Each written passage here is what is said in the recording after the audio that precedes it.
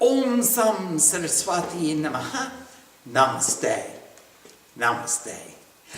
This evening on page 19, we're going to begin the discussion of the Gita Mahatmya. And it's the second part of the glory of the Gita. And it says, this Gita scripture has such merit that whoever tries to read it completely will be freed from fear and grief, etc. And I assume that's Kam, Krodh, Lobh, Moh, Moda, Matsarya, the 6 ripus, those kinds of limitations that keep us bound to our ego I, and will attain to Vishnu's highest position, whatever that is, wherever he may be. Whoever will recite the chapters of the Gita with the method of breath control known as pranayama. This is really important. We didn't make up this idea of chanting with pranayama. This comes from scripture, and it says Gita dhyana silasya pranayamas parasya. I didn't put it there. It says with pranayama. If you chant this with pranayama. So this is a system that has been invoked and in usage at least since 500 BC. Will be freed from all sins, even those committed during previous lives. Because as you... Which chapter are you reading? We're on the Dvitiya Mahatmya on the 2nd verse. Oh, Mahatma, I don't have. Amakindya. Page 14. Amakindya. She has a different copy of the book. Please excuse us 1 moment. Page 14. In this book? Yeah. Page 14. Well, it's page 14 in this book. Atya Dvitiya Mahatmya Dvitiyang Shlok. And it says, whoever will recite the chapters of the Gita with the method of breath control known as pranayama, the yama of the prana, the control, the yam of the prana, of the life force of your breath, you inhale according to the rhythm of the chant. And we've discussed this many times, but this is just scriptural proof. We didn't make it up. Will be freed from all sins, even those committed during previous lives. Pretty good stuff. Every day one takes a bath with water to remove the dirt from the body. In fact, I take one every time I go to the temple. Every time before I sit. I just wash off the worldliness and get myself fresh. So I have a body and mind in a state of attentiveness, in a state of conducive to learning, and a state conducive to paying attention. Whoever takes a bath by reciting the Gita cleanses the dirt from all existence. So remember when Ganga was told to you go down to earth, you flow across Bharat, you flow across India and you wash all the sins of humanity away. And Ganga said, oh my God, if I wash all their sins away, my waters will become polluted. Who's going to clean me? And then Brahma came and said, as many sadhus as come and chant the Gita, and chant Hari Nam, and chant Hare Krishna, Hare Ram, then they will clean the waters of the Ganga. And you will clean the sins of humanity. So whoever takes a bath by reciting the Gita cleanses the dirt from all existence. This excellent Gita, what other scripture can be compared with it? From the lotus of his own navel, the Creator came forth. Remember, Brahma came forth from the lotus of Vishnu's navel, and from the lotus of his mouth, Gita was created. So Gita came from the mouth of Vishnu, Krishna, Rishikesha, Vasudeva, Janardana. And so the Brahma, the creator of the creation, came from his navel, and Gita came from his mouth. All of the nectar of immortal wisdom and light was created from Vishnu's mouth. Who will drink from the Ganges of Gita? will not know another birth. Interesting, he said, he didn't say you won't ever die. He said you won't know another birth. He didn't say you're going to live forever. He said you won't know another birth. You'll just have one continuous existence. You'll become infinite consciousness manifesting again and again in various forms. Not that you will be devoid of transformation, but you just transform yourself with the same consciousness which keeps you submerged in the bliss of infinity, submerged in the bliss of infinite union. The blissful protector of cows, that's Gopal. Also remember, Go means light. So he's the protector of the light as well. But we'll stick to the analogy and the allegory here as the story is told. He was the cowherd who grew up in Mathura, and he used to wander in the forest with the cows. And that's true. But he also took care of protecting the light. And he took care of the light of wisdom and made sure that all beings were empowered to see the light. Just like the Guru says, Gu karas twanda karas cha, Ru karas tejas uchate. The syllable Gu is the darkness, and the syllable Ru is the illumination of light, and the Guru is the light in our darkness. In the same way, Gopal was protecting the light. He was the cow protector. He was out there herding all these rays of light and saying, okay, you go to Shivani, and you go to Krishna, and you go to Devnath, and you go to Aditya. And save one for Nanda, Shrima just radiates like the sun. The blissful protector of cows, Gopal, has given the cream from the cow of all the Upanishads. Listen to the allegory as the story is told. The Upanishads are like a cow, like the Kamadhenu, like the cow that gives forth the nourishment of pure, blissful consciousness. And the protector of cows has given the cream from the milk. Arjuna is he who enjoys that milk, which is the greatness of the nectar of Gita. There is but one scripture from the son of Devaki, and that is the Gita. Devaki's one son was Krishna. There is one God, the son of Devaki.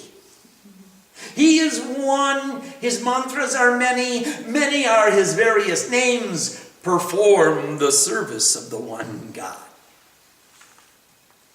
Now, that is the Gita Mahatmya. That is the second proclamation of the merits of the greatness of the Gita.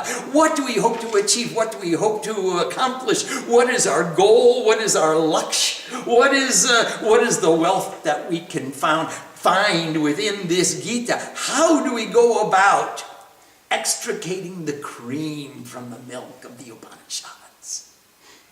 The clarity of pure devotion, Arjuna, is going to drink the cream from the milk of the Upanishads, which comes from the mouth of Krishna. And now, the establishment and meditation of the mantras of the respected Bhagavad Gita. Presenting the garland of mantras of the respected Bhagavad Gita. The divine Vedyas is the Rishi. Anushtup is the meter, 32 syllables to the verse. The Supreme Soul, the respected Krishna, is the deity. And now we have a number of mantras, or half verses, which we're going to use for our Nyaysas. You speak words of wisdom while you grieve without cause is the seed. Remember, we have a beach. Renouncing all other ideals, take refuge in me alone is the energy. I will liberate you from all sin is the pin. weapons cannot cut it, fire cannot burn it, is the mantra with which I bow in the thumbs. Remember we were talking about it. The Miss Netty Netty. It in the thumbs is imperishable. Weapons cannot cut it, fire cannot burn it. Water cannot wet it, wind cannot dry it, is the mantra with which I bow to the forefingers. It cannot be cut, it cannot be burnt, it cannot be wet, it cannot be dried, is the mantra with which I bow to the middle fingers. It is eternal, existent within all, consistent, immovable for all time, is the mantra with which I bow to the ring fingers. See my hundreds and thousands of forms, son of she who excels Arjuna, is the mantra with which I bow to the baby fingers. Of various divine kinds, of various colors and shapes, is the mantra with which I bow to the hand over hand, front and back, and iti karanyas. And that is the establishment of the mantra in the hands. And now the establishment of the mantra in the heart, etc., is called Hridaya Adi Nyas. Hridaya, heart, etc., Adi. Yes, the establishment of in the heart and other places. Weapons cannot cut it, fire cannot burn it, is the mantra with which I bow to the heart. Water cannot wet it, wind cannot dry it, is the mantra with which I establish in the head, I am one with God. It cannot be cut, it cannot be burnt, it cannot be wet, it cannot be dried, is the mantra which I place on the top of the head, purify. It is eternal, existent within all, consistent, immovable for all time, is the mantra with which I cross both of my arms as my armor. See my hundreds and thousands of forms, son of she who excels Arjuna, is the mantra with which I purify the three eyes. Of various divine kinds, of various colors and shapes, is the mantra with which I apply the ultimate weapon of purity.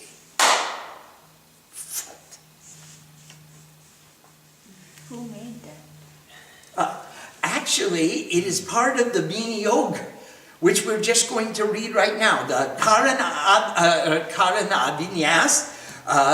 These Nyaysas were established as part of the Pat Vidhi, the system for establishing the sanctity of the worshipper, the purity and clarity and focus, and the truth of the sincerity of our devotion. So this is part of the Pat Vidhi. The system, how do you do Karanadinyas? Who made the Nivarna Vidhi? Just part of the Chandipat. This is part of the Bhini Yoga for the Bhagavad Gita. And these are very famous verses that come from the Bhagavad Gita. And they are very true, because it cannot be cut, it cannot be burned, it cannot be wet, it cannot be dry. It is eternal. It is beyond conception. It is the infinite beyond conception. It is neti neti. And now the application of reciting these mantras, beloved by the respected Krishna. There's Bhini Yoga. Narayan, the manifestation of God himself, taught this divine knowledge to the son of she who excels Arjuna. So Narayan came as Krishna, and Krishna taught this to Arjuna, while Vyas, the ancient sage, wrote it down in the middle of the Mahabharata. The search through the 18 chapters of the Bhagavad Gita yields a rain of the nectar of non-duality upon a creation filled with the conflict of duality. So our first verse is Dharma Kshetra Kurukshetra. Here we are on this field of Dharma, striving to manifest the ideals of perfection. On this field of karma. It's a battlefield, believe me. Every time we do something, something inside says, hey, what's in it for you? Where's your share? Can I have a little more? And I'm fighting with selfishness all the time. I'm always concerned that selfishness does not intervene into my action and think about me and mine instead of thee and thine. So here Narayan is telling this to Narayan is Krishna. Krishna is telling this to Arjuna. Vyas is writing it down, and he wrote it down in the middle of the Mahabharata.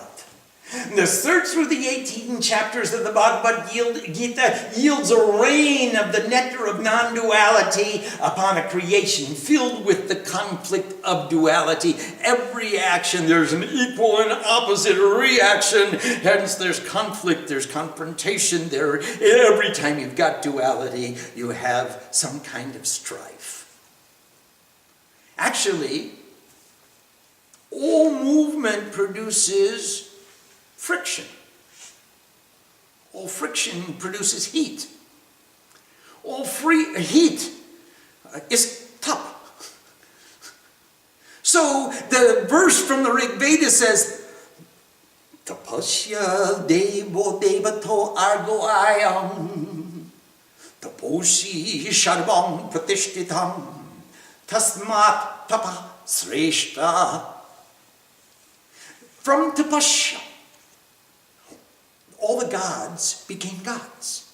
All the shining ones began to shine their lights. They became illuminated because of tapasya. Taposi, within tapasya, sarvam pratishtita, all that has been created.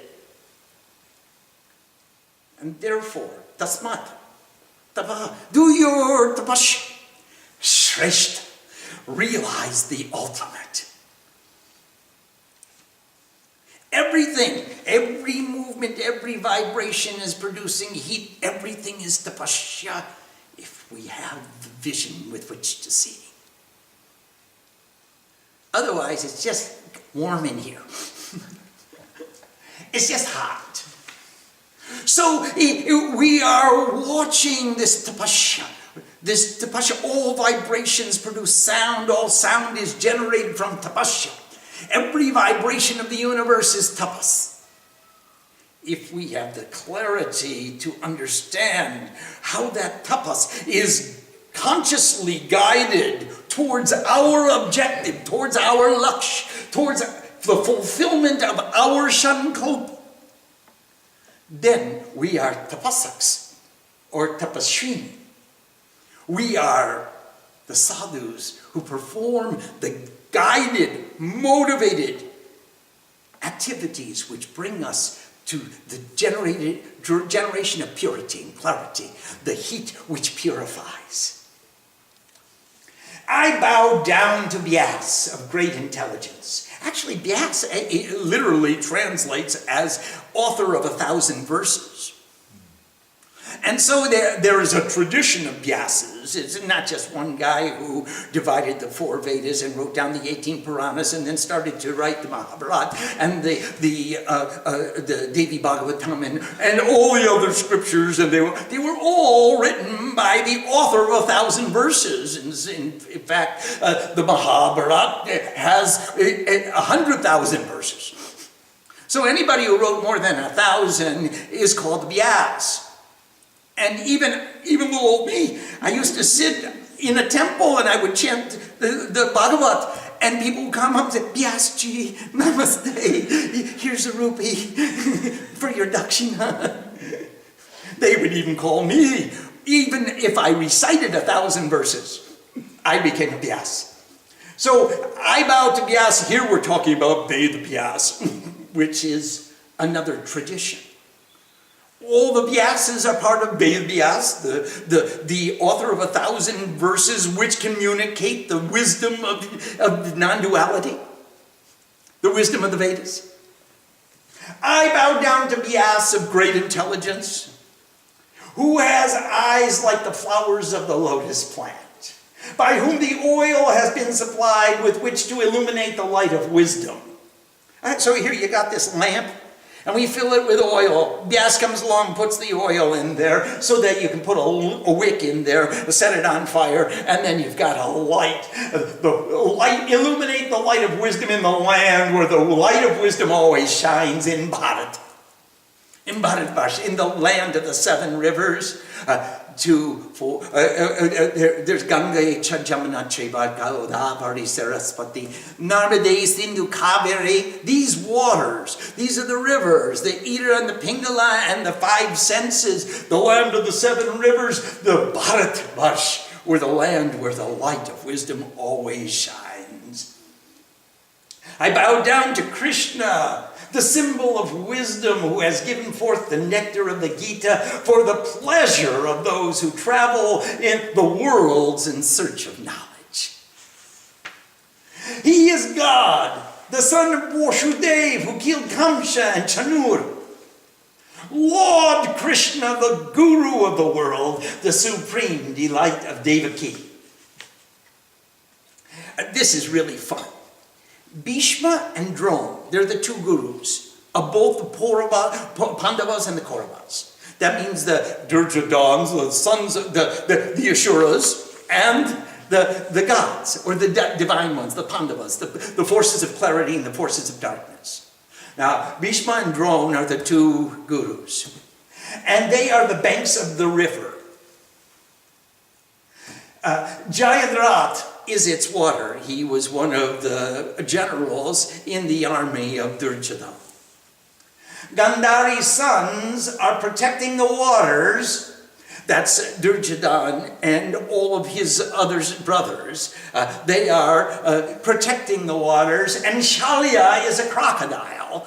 Shalya, we'll get to the meaning of all the names afterwards. He was one of the defenders for these are the forces of evil. Kripacharya is the flow of the river. He was the guru he was also a weapons expert, and he taught the scriptures to both the sides of the family. And Karn is the land through which it runs. So Karn was the son of Kunti Bhoj. He was the son, he was a brother of Yudhishthira who defected to the other side because he didn't know that Yudhishthira and Arjuna and Bhima and Nakul, Sahadev, they were all his brothers. He didn't know that. And he thought they were always trying to put him in his place, and he wanted to assume his rightful place. And Duryodhana said, okay, well, you come over and fight for me, and I will make you a king. And he did. So Karn is the land for which it runs. And these are all the forces on Duryodhana's side, the forces of darkness. Ashwatam and Bikarn are sharks lurking in the waters, and Duryodhana is a traveler in the river of battle. And Keshava, that's Krishna. Remember, Ka is the cause, and A is the circumstance, and Sha is the fulfillment. So you've got the Keshav means the one with beautiful hair, and it means the creator, the preserver, and the transformer. Keshava, the one of beautiful hair, is the guide who takes the sons of he was without prejudice across the river. That's the Pandavas. Those are the good guys. So you see, you've got the 2 gurus are the banks, and the general of the armies of darkness are the waters, and there are all these protectors, which are the brothers of the Duryodhana, the defender of evil, and then the guru is the flow of the water, and Karn is the land through which the waters run, because he's on both sides of the battle, and Duryodhana is a traveler in the river. Ashwatam and Bikarn are sharks in the water. And Keshava, the charioteer, Krishna, he is the one who takes the sons of Pandu, the good guys, across the river. The son of Parshar Rishi, that's Ved Vyas, Vyas, recorded the meaning of Gita as the fragrant scent of the lotus in the land where the light of wisdom always shines. The knowledge of God, which is the knowledge of all knowledge to be known, and it gives to people welfare and the ultimate knowledge with which to destroy the impurities of the age of darkness. Whew. So here's Vyas writing down, Vyas was the son of Parashar Rishi and Matsyagandha. He was born in an island in the middle of the river. That's why he was called Krishna Dvaipayan, and because he was born on the island. And he wrote down the Gita, which is the fragrant scent of the lotus in the land of Bharat, the land where the light of wisdom always shines. And it's the knowledge of all knowledge, and it empowers all the people to get welfare and ultimate knowledge and destroy all the impurities of the Kali Yuga.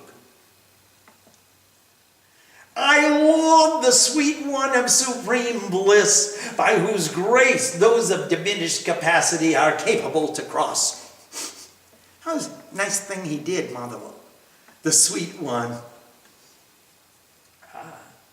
Who Brahma, Varuna, Indra, Rudra, the Maruts praise with songs of divinity, and also about whom the Vedas and the Upanishads are sung, who yogis see in their minds when they are sitting in meditation, and whom they are constantly striving to know. I bow to him, to that God, to the Lord of all gods. Om Sam Saraswati Namaha Iti Biniyoga. And that is the application and the greatness of the Gita and the establishment of the Mool mantras of the Gita within the soul.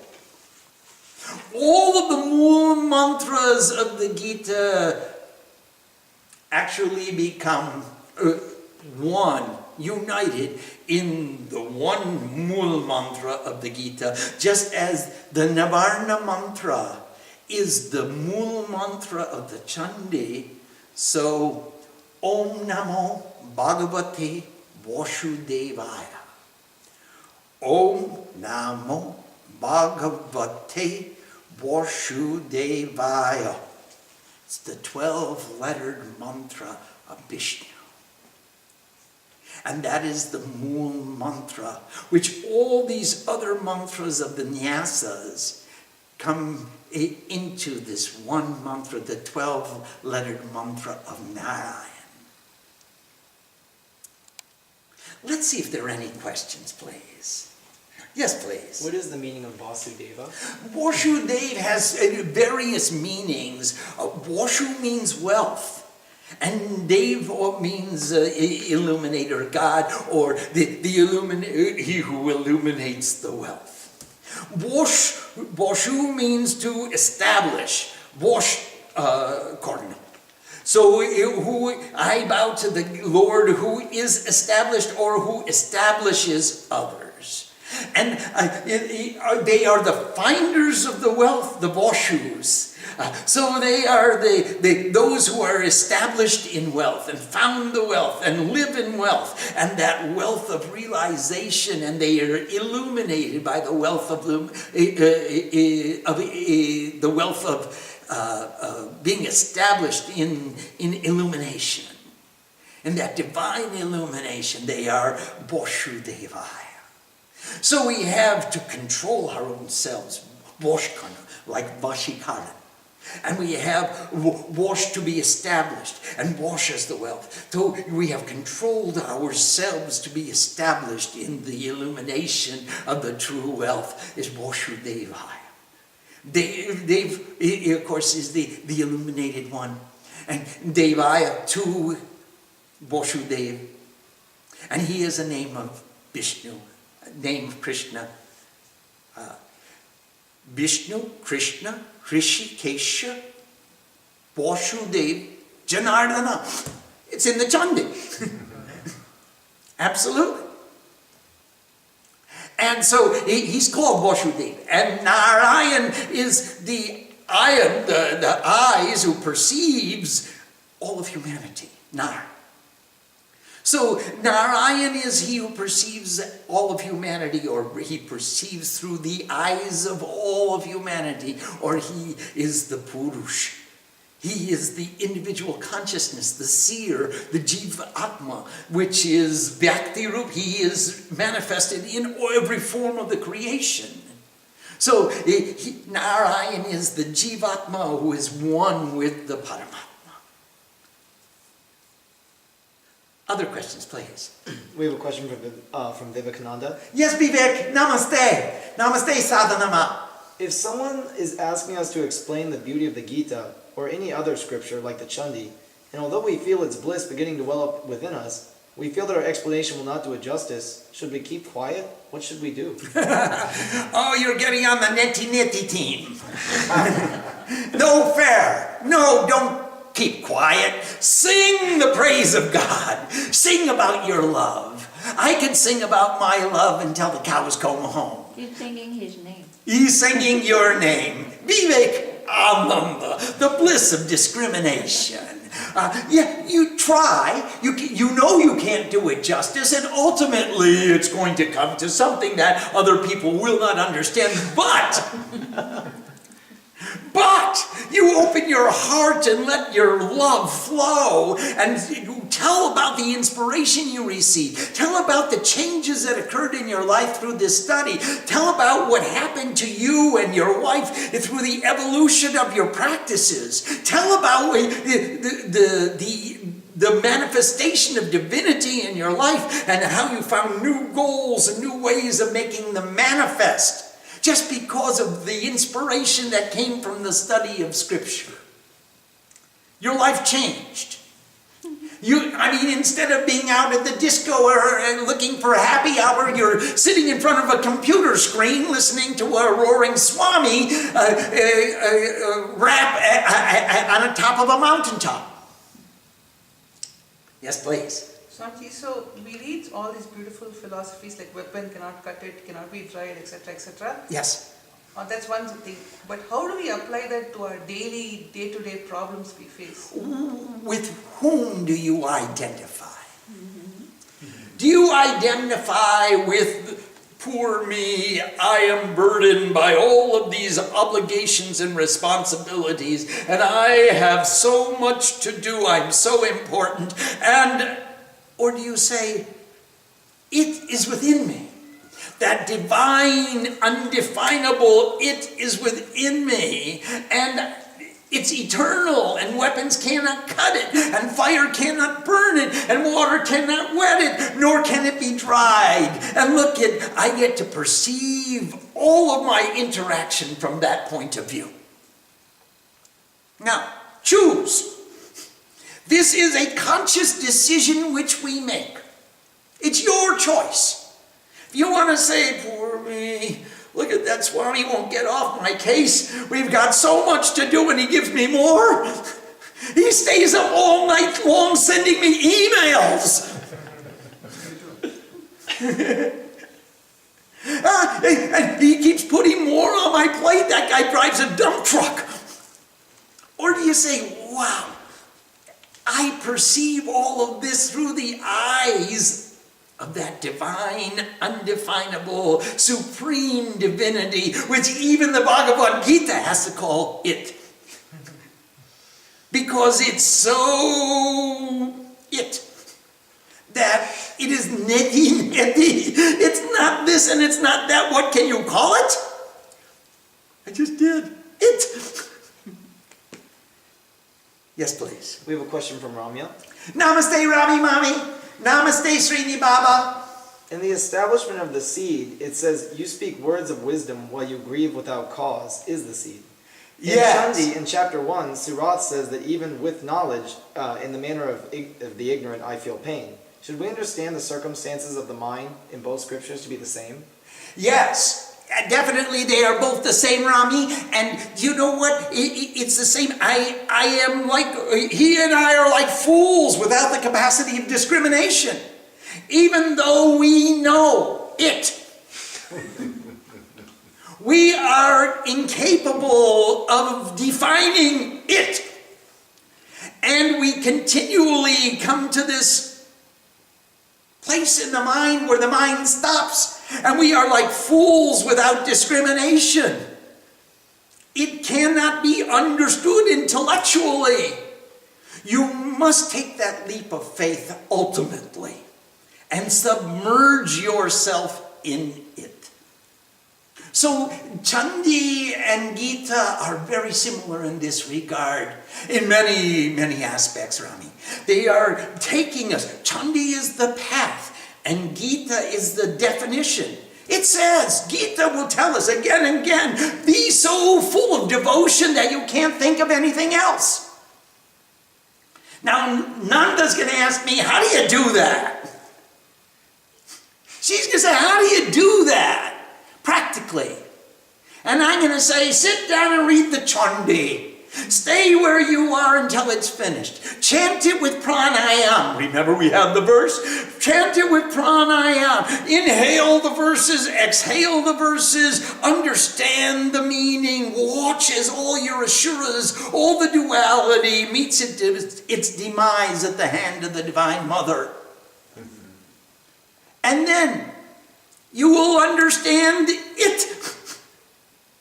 And until that does not happen, it is this pronoun without a reference. There is no reference for the pronoun, which is sort of bad grammar. You'll excuse me. But he couldn't find the grammar for it. So how can I? So absolutely, Chandi and Gita are similar in this regard. We have a question from Ambika. Yes, namaste Ambika, namaste Sham. If we wanted to chant the Bhagavad Gita over many days, perhaps a chapter a day, do we chant the Gita Mahatmya at each starting or just one time? It's up to you. It's totally up to you. If you're going to break it up into a number of asanas, just go through cover to cover as far as you can go each time you sit down. And if you're going to go for, I want to do this in one asana, then chant the Gita Mahatmya before and chant the Gita Mahatmya afterwards. And you will feel the greatness of this scripture. What a definition of what it means to be totally devoted. Surrender all of the fruits of your karma to me. But they can chant the Gita Mahatmya and also one chapter every day. You could do that. You will make your sankalpa yourselves. No one should make it for you. There's no wrong way to do it. It says here, read one letter, one word, one verse, 2 verses, 3 verses, 7 verses, a chapter. Do it any way you like, but do it. It says that Krishna is the slayer of Kamsa and Chanura. Yes. Who is Chanura? Chanur is one of the generals in Duryodhana's army. And Kams was the king. Actually, Chanur was the general in Kamsa's army. And Kams was the... Chanur is conflict? Yes, but Kams is uncontrollable desire. Now, Kams was the king of Mathura. And he is the one that heard that the son of Devaki is going to be my slayer. So I better kill all the children that are born because I can't find who is the son of Devaki. And Chanur was cleverness and conflict. The cleverness that you go into conflict and I'm gonna outsmart everybody. And he said, okay, let's go out and we'll send the army and we'll kill all the babies that were born this day. So they were the two purveyors of the difficulties according to the Mahabharata. Yes, please. No, there are no more questions. We'll go on chapter 1. Well, we can start chapter 1. Excellent. Please go to page 31 at the beginning of chapter 1. Om Sam Saraswati Namaha. Namaste. Of course, we begin with the Mool mantra of the Bhagavad Gita, "Om, I bow to the Supreme Lord of the earth." Basu also means earth. Bhudevi, she is also a part of that Boshu, the manifestation of earth. Yeah.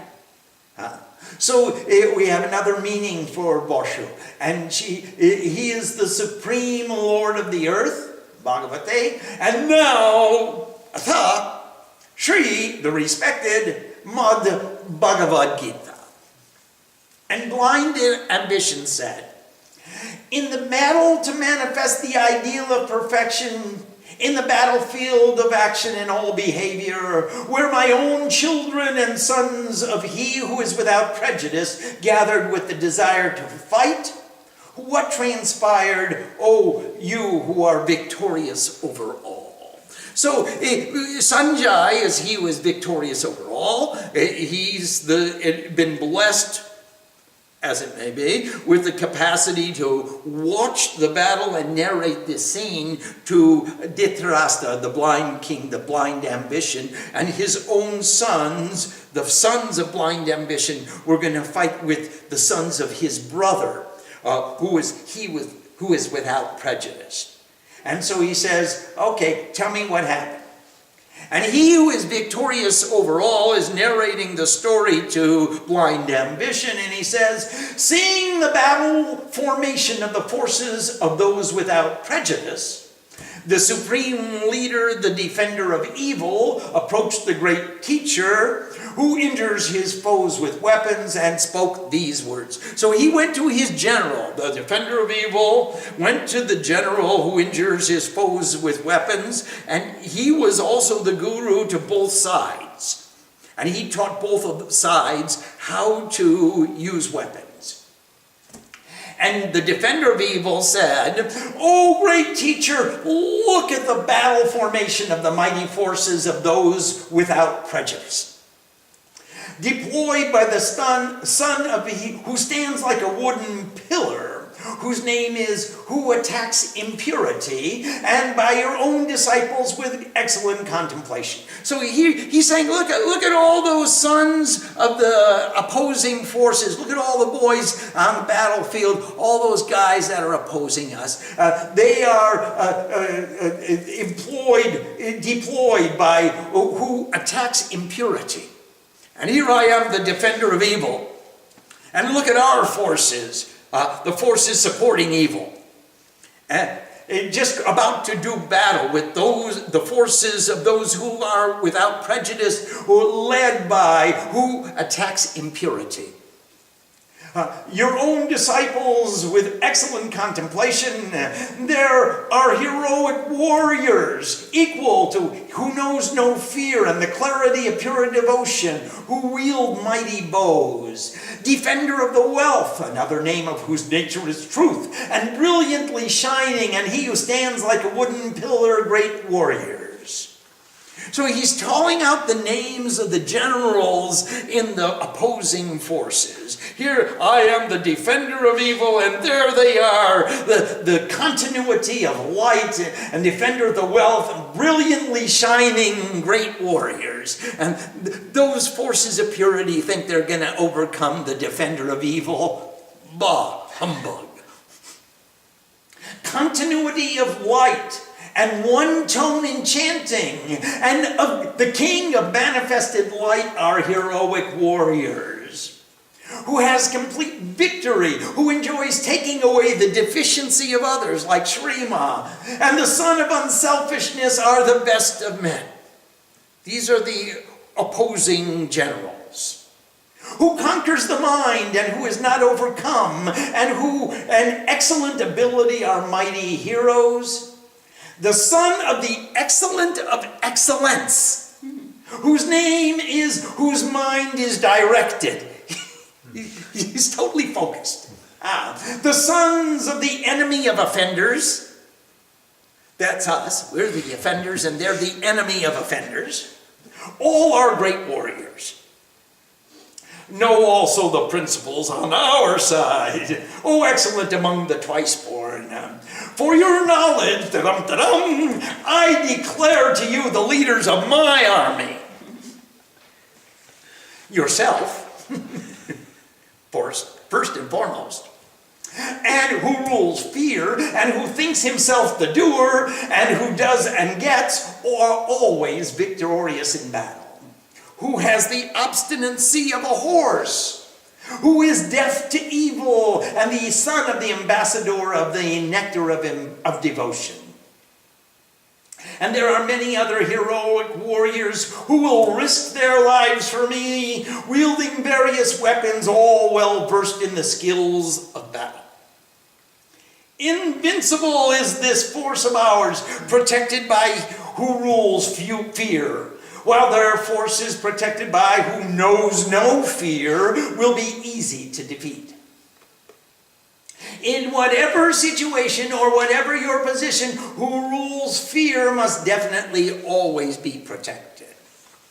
If we can't instill fear in them, then how will they be afraid? And if they're not afraid, they will be more heroic and more valiant in this battle.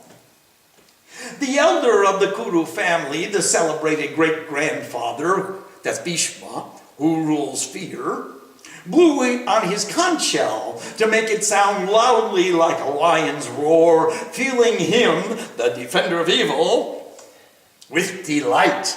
The battle's going to begin. I'm going to crush those forces of purity and clarity right now. Then, all at once, conches, drums, cymbals, and horns celebrated, reverberated in a tumultuous sound. Then, situated on a magnificent chariot attached to white horses, both whose sweetness is intoxicating, name of Krishna, and the son of who is without prejudice, Arjuna, sounded their divine conch shells. Of the 5 elements, Kiti, Up, Tej, Moru, Bom, earth, water, fire, air, and ether, was the name of the conch which belongs to the ruler of the senses. That's Krishna, Rishikesha. The ambassador of the gods was the name of the conch of the conqueror of wealth. That was Arjuna. The mark of distinction was the name of the great conch of the one of fearful activities who has a voracious appetite. The king who remains committed to the ideal, the son of who takes away the deficiency of others with his conch named Infinite Victory. Who is free from pain with his conch named Excellent Battle Cry, equal to the gods with his conch named Ornament of Jewels. The supreme king of manifested light, who dwells at the summit, great warriors, who attacks impurity, brilliantly shining, whose nature is truth, who are undefeated, he who stands like a wooden pillar, the sons of the enemy of offenders, the son of the excellent of excellence, with mighty arms, they all blew their conches again and again, O Lord of the earth. That tumultuous sound which echoed between heaven and earth pierced the hearts of the supporters of blind ambition. Now, seeing the supporters of blind ambition in battle array, with their weapons at the ready to commence the fight, the son of he who is without prejudice, Arjuna, who had the monkey on his flag, raised his bow. Remember, Arjuna went to Bhim went to find some lotus flowers in the Himalayas for Draupadi to do the puja. Draupadi saw the flowers and said, "Oh, these are beautiful flowers. What a beautiful puja I can do. Go a little higher and bring me some more." Bhim went up the path, and as he got higher and higher up the path, he saw this old monkey laying on the side of the path with his tail across the path. Bhim said, "Mr. Monkey, please move your tail so I can cross the path."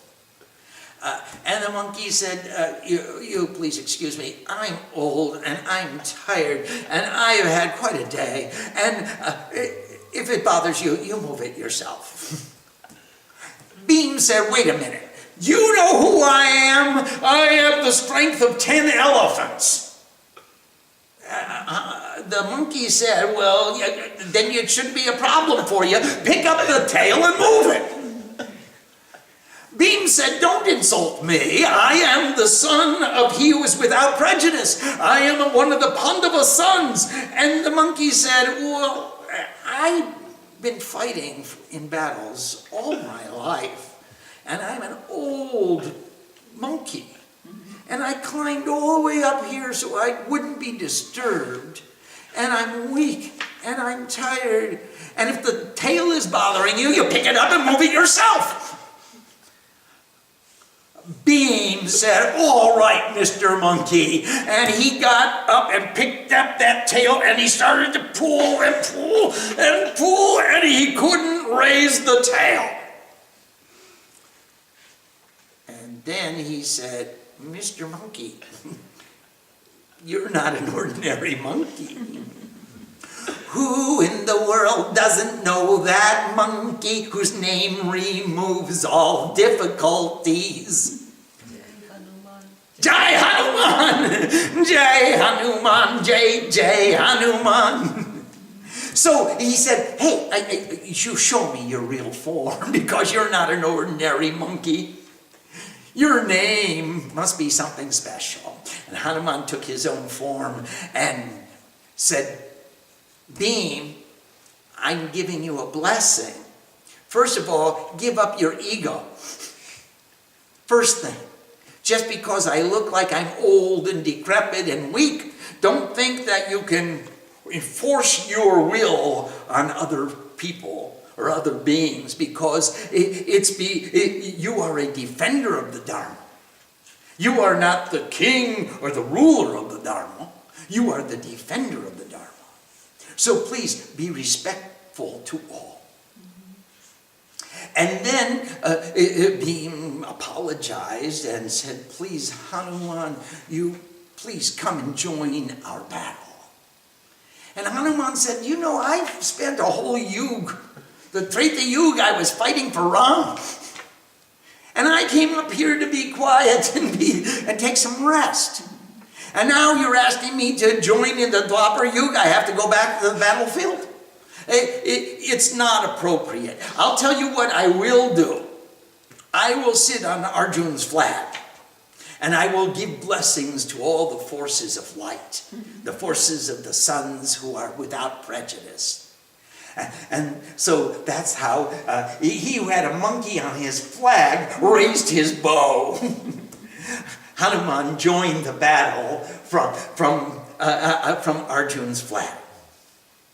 Then, O Lord of the earth, he spoke these words to ruler of the senses, Krishna. Arjuna says to Krishna, and the clarity of pure devotion said, O you who remain established in the self, Krishna, place my chariot between the two armies so that I may see those who are positioned with desire for war, with whom I shall require to engage in battle. Okay, here's the armies on one side and the other side, and Arjuna says, Krishna, you're the driver.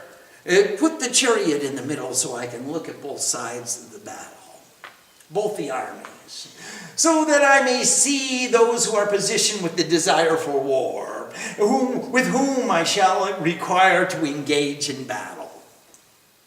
I shall see those who have assembled here for war, the supporters of the corrupted intelligence of defender of evil, and those who wish well to blind ambition. And Sanjay, he who was victorious over all, said, O you who dwell in the light where the land where the light of wisdom always shines. Thus addressed by he who has conquered sleep, Arjuna, that's the name of Arjuna Gujhakesh, who has conquered sleep, who doesn't sleep at night, sends everybody emails all night long. You get them at midnight, you get them at 1, you get them at 2, you get them at 5, you get them at 6. He said, ruler of the senses, Krishna, placed that excellent chariot between the two armies, facing who rules fear and who injures his foes with weapons, and all the other kings, and said, O son of she who excels, Arjuna, see this assembly of those who will act, or the members of your family, the descendants of action. So Krishna drove the chariot between the two armies, and he said, look, Arjuna, look, there are the supporters of the defender of evil, and here are the supporters of the forces of who is without prejudice. There, son of she who excels, Arjuna saw fathers and grandfathers and teachers and uncles and cousins and sons, grandsons and even friends, fathers-in-law and well-wishers who were in both of the opposing armies. It's a family feud. Seeing that the opposing armies were comprised of relatives, son of who takes away the deficiency of others, Arjuna, became extremely grieved and with great sorrow spoke these words. Om Sam Saraswati Namaha. Namaste. And that's just what he said to them. Om Sam Saraswati Namaha. I bow to you with all the energy of my conscious being. I bow to the divinity within you from my